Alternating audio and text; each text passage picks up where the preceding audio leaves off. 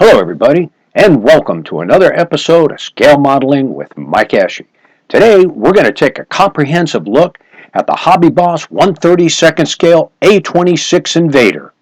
During this tape-up review, we're going to take a look at a lot of different things like how do the wings, rudder, and tail go together, and how is the fit?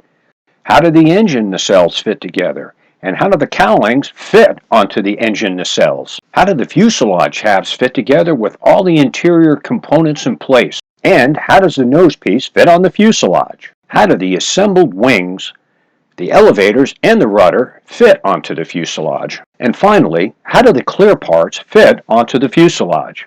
So let's take a look at this kit's buildability. The landing gear are two-part assemblies. The fit is very tight and the parts are strong. The landing gear bays are three-part assemblies and the parts fit very tightly together.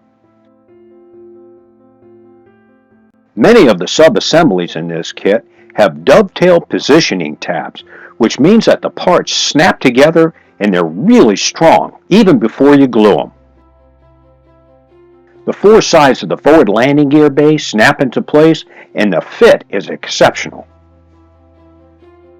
The engine parts fit together very well and the part halves are tight. However, this is the wrong engine for this aircraft.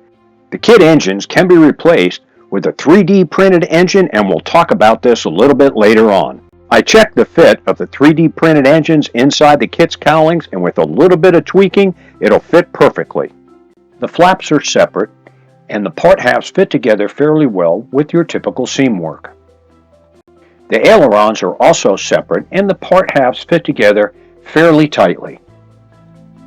There is a slight problem with the ailerons. Notice the positioning tabs. When we do the tape up, you'll see the problem. The elevators are also separate and the fit is just exceptional. The rudder is also separate and all the part halves fit together nice and tight with no misalignments. The wings have reinforcing ribs on the inside, and the seam on the leading edge of the wings is nice and tight. And the seam on the trailing edge of the wings is just as tight with no misalignments. The positioning tabs for the wings and their corresponding holes on the fuselage for both port and starboard wings need to be tweaked just a little bit to get them to fit. There are also thick box shapes on the insides of the fuselage so that the wings will be very strong when attached to the fuselage. The wing attachments to the fuselage are exceptional and very tight on both port and starboard wings, on the top side and on the bottom.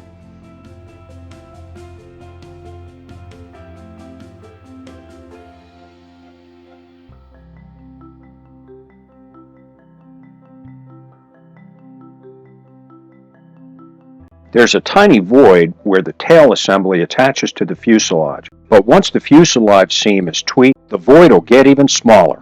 These tiny voids between the rudder assemblies and the fuselage will get even smaller once the seam work on the rudder assemblies is complete. The flap assemblies fit into the wings nice and tight with no misalignments. The ailerons also fit nice and tight into the wings, and here you can see the problem. Both ailerons on both wings are pointed up. To correct this problem, remove the positioning tabs from one of the ailerons and reverse them so that one aileron will be pointed up and the other aileron will be pointed down. The flaps and the ailerons fit into place and are nice and tight against each other, and no tweaking is required. The fit of the landing gear bay assemblies into the nacelles is exceptional. The landing gear bay assemblies fit nice and tight inside of these special depressions on the insides of the nacelles, and here you can see just how tight the fit is, and the positioning tabs hold the assembly in place. The engine nacelle halves fit together nice and tight, and there's no interference from the landing gear bay assemblies. The fit of the starboard engine nacelle onto the wing is just exceptional on both sides.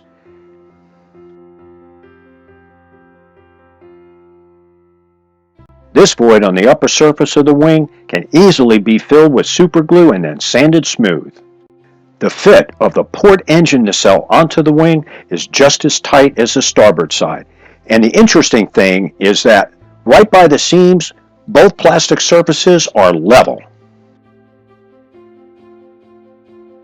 Here again, some super glue is all you need to fill this seam. Each engine nacelle has a separate forward piece, and the fit onto the two-part assembly is just exceptional. The engine cowlings look like they need to come back just a tiny bit onto the engine nacelles. The fit of the forward landing gear bay into the fuselage is just exceptional. Once the fuselage is closed up, you won't have to do any seam work around the forward landing gear bay. All the interior bulkheads in the fuselage snap into place and they are a perfect fit. There's also a lot of surface detail on all these interior bulkheads that is going to be really easy to paint and detail.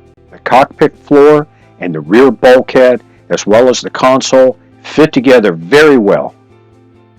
And Hobby Boss provided a lot of detail parts for the cockpit. The forward fuselage halves fit together nice and tight, and there's no interference whatsoever from any of the bulkheads.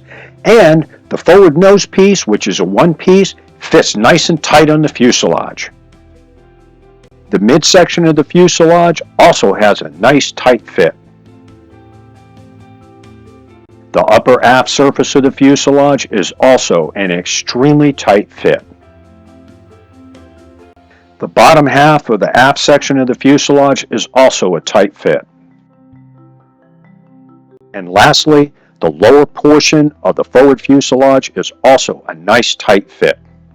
The separate sidewalls for the bomb bay are exceptional with a nice tight fit and great detail.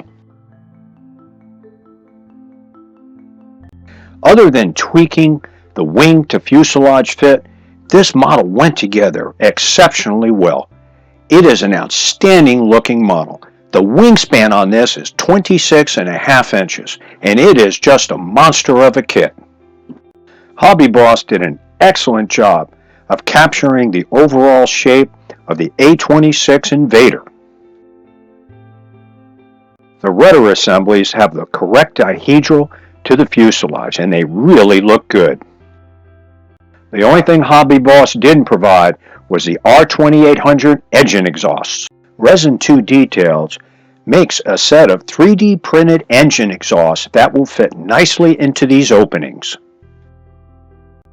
Here's some pictures of an actual A-26 to show you just how prominent these engine exhausts are on the forward half of the engine nacelles.